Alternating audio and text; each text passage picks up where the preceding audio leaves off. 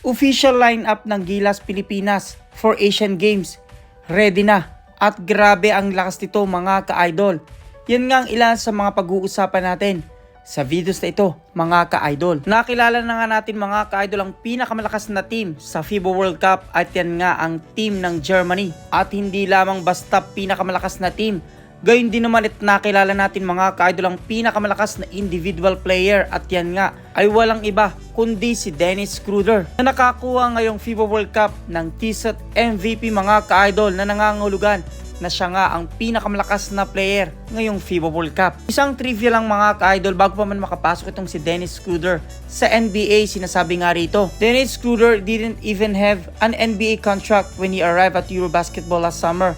But he led Germany to a bronze medal and was named to the All-Tournament team after finishing top 5 in scoring and assists. That earned him a vet minimum contract with Lakers and he helped LA get all the way to the Western Conference Finals. He then backed up that up by winning gold at this year's FIBA World Cup and was named MVP of the inter-tournament. Sa kabila nga nito, marami nagsasabi na mas tataas ang talent fee or professional fee nitong si Dennis Schroeder, lalong-lalo na sa NBA mga ka-idol. At bukod kay Dennis Schroeder ay nakilala rin natin ng ilan sa mga nagpakitang gilas na player or individual mga ka-idol.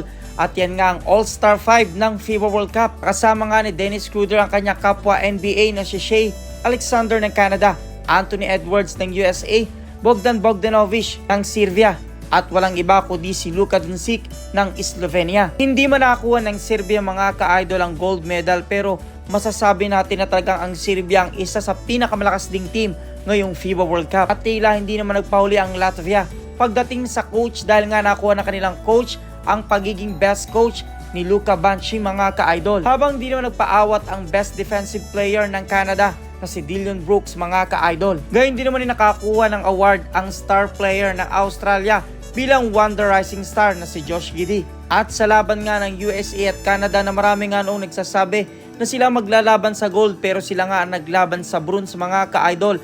Yan nga ay nakuha ng Canada.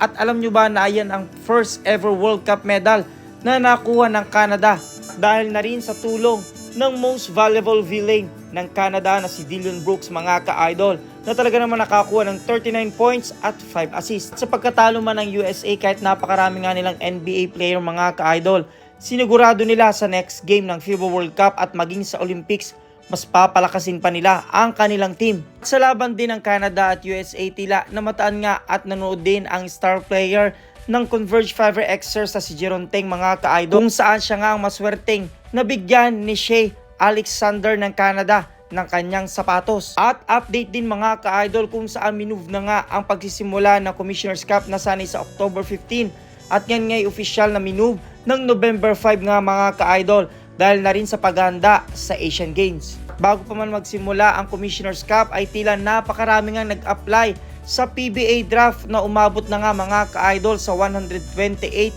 PBA aspirants kung saan ito na nga ang isa sa pinakamaraming applicants mga ka-idol sa history ng PBA draft. Marami man na nag-apply mga ka-idol ngunit tila iilan lamang ang mapipili. Humigit kumulang na nasa 20 lamang ang makukuha bilang official player ng PBA mga ka-idol. At marami nga nag-aabang na itong si Justin Baltasar sana ang number 1 pick at magpapadrop ngunit hindi na naman siya nagpadrop ngayong taon mga ka-idol dahil na rin sa ibang schedule at maybe sa mga international commitment niya. Sabay rin yan ay pinag-usapan din ang issue na sinabi nga ni Coach Tim Cone na ayaw ngang sumali nitong si Justin Baltasar sa mga international games ng Gilas Pilipinas.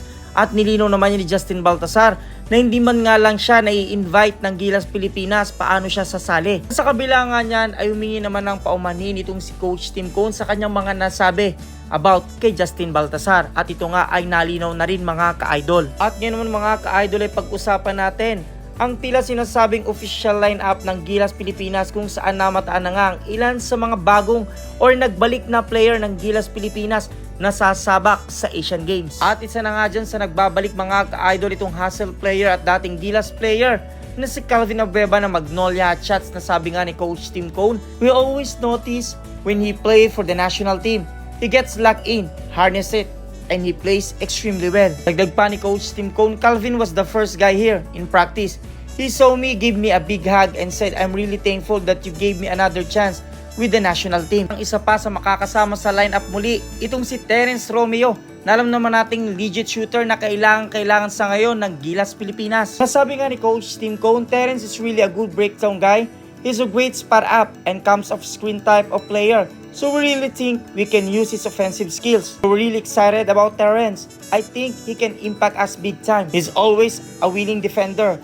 And we felt like if he gets a good defensive system, he can play really good defense. At isinama rin mga ka-idol at tila reserve ito namang si Stanley Pringle ng Barangay Ginebra. Nasabi nga ni Coach Tim Cone, Pringle is Gilas alternate in case Abueva or Perkins fail to gain clearance. At ito na nga mga ka-idol ang pinakahihintay natin na official lineup ng Gilas Pilipinas.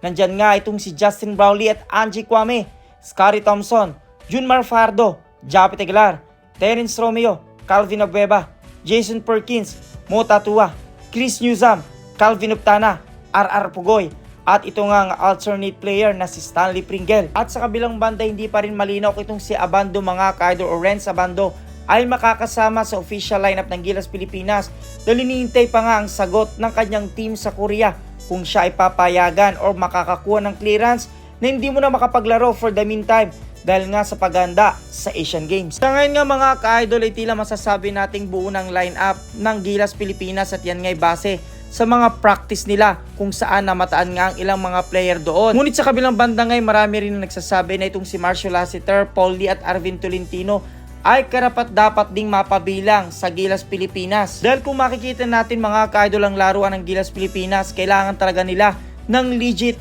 3-point shooter na kagaya ng 4 na player na ito. Sa ngayon masasabi nating magagampanan naman nitong si Terence Romeo. Ngunit kung kayong tatanungin ko mga ka-idol, sa lineup ng Gilas Pilipinas, sino pa nga kaya ang dapat tanggalin at sino nga kaya ang karapat-dapat na palitan mga ka-idol? Kung ano yung kasagutan, suggestion, question, advice, just comment down below mga ka-idol at maraming salamat sa inyong panonood. This ain't over.